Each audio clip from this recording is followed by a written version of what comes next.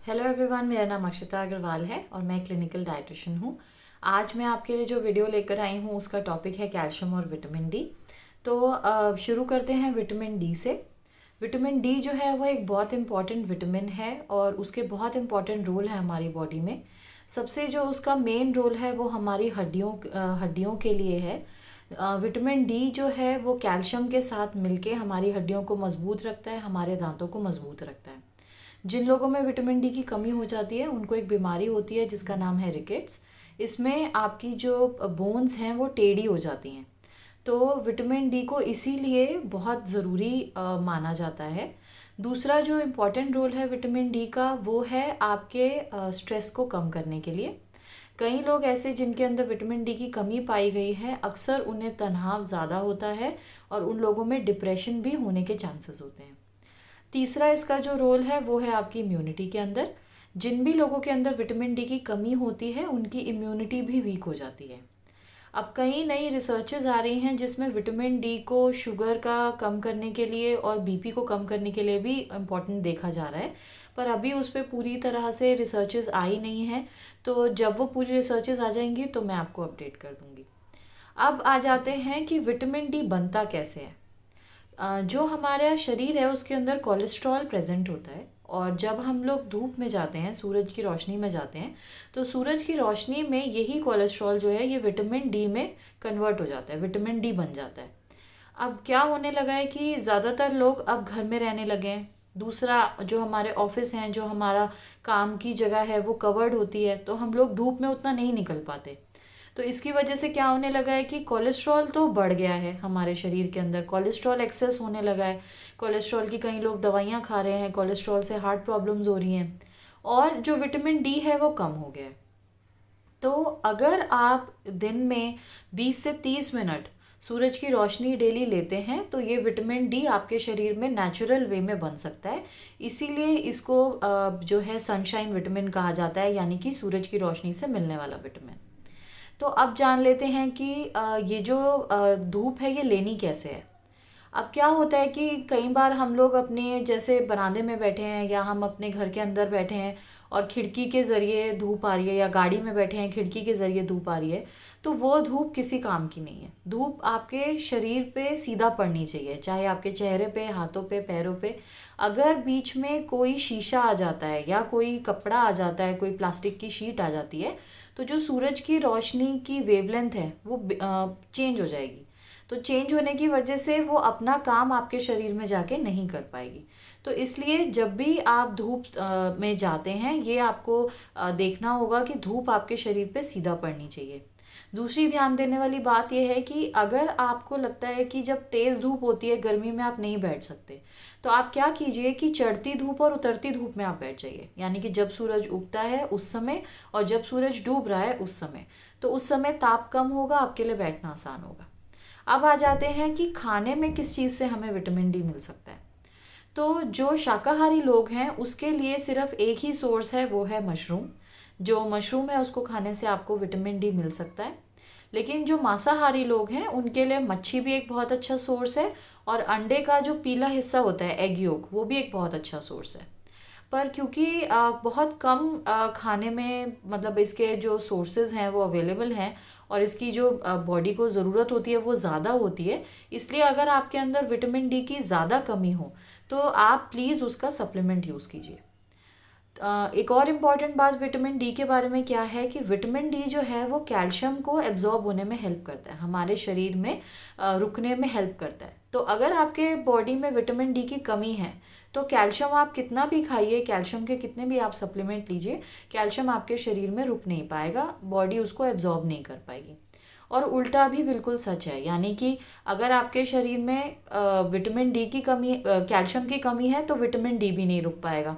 तो आपको इस तरीके से इन दोनों को लेना है कि दोनों को एक ही टाइम पे इक्वल क्वांटिटीज़ के अंदर, सफिशिएंट क्वांटिटीज़ के अंदर लेना है ताकि एक दूसरे को ये बॉडी के अंदर एब्जॉर्ब होने के लिए हेल्प कर सके। अब आ जाते हैं कैल्शियम के ऊपर, जो हम कैल्शियम की बात कर रहे हैं। अब कैल्शियम क्यों ज़रूरी है हमारे शरीर के लिए। कैल्शियम हमारी हड्डियों के लिए और दांतों के लिए ज़रूरी है, ये बात हम ऑलरेडी कर चुके हैं। अब जिन लेडीज़ को पीरियड्स में या उनकी जो महीने की साइकिल आती है उसमें दर्द होता है, उसके अंदर भी देखा गया है कि अगर वो कैल्शियम खाती हैं तो उनको बहुत आराम मिलता है। इसके ऊपर मैंने पूरा एक वीडियो करा है और मैं डिस्क्रिप्शन में उसका लिंक छोड़ दूंगी, आप पूरा वीडियो जाके देख सकती हैं। तीसरा जो इसका फंक्शन है वो है आपकी मांसपेशियों में और आपकी नसों में। जो हमारा दिमाग है वो हमारी पूरी बॉडी में एक बिजली की तरह से अपना मैसेज दौड़ाता है, और इस बिजली को चलने के लिए आयंस की ज़रूरत होती है, और उसमें से एक इम्पॉर्टेंट आयन जो है वो कैल्शियम है। तो जब कैल्शियम की कमी हो जाती है तो जो मांसपेशियां हैं और जो आपकी नसें हैं वो ठीक से अपना काम नहीं कर पाते। अब जैसे मैंने बताया था कि विटामिन डी के बारे में रिसर्च चल रही है कि वो शुगर कंट्रोल करने में और बीपी को कम करने में मदद कर सकता है।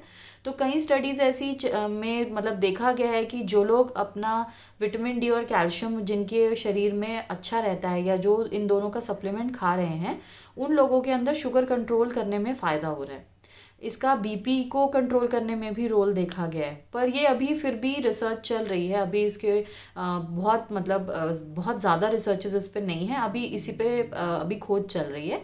जैसे इसके मतलब पूरे पुख्ता आ जाते हैं रिपोर्ट्स, तो मैं आपके लिए फॉलोअप वीडियो करूँगी।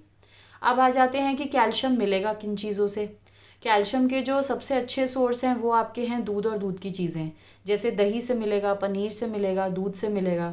इसके अलावा रागी बाजरा इसका बहुत अच्छा सोर्स है, सोयाबीन इसका बहुत अच्छा सोर्स है, बादाम अखरोट काजू इसके बहुत अच्छे सोर्स हैं।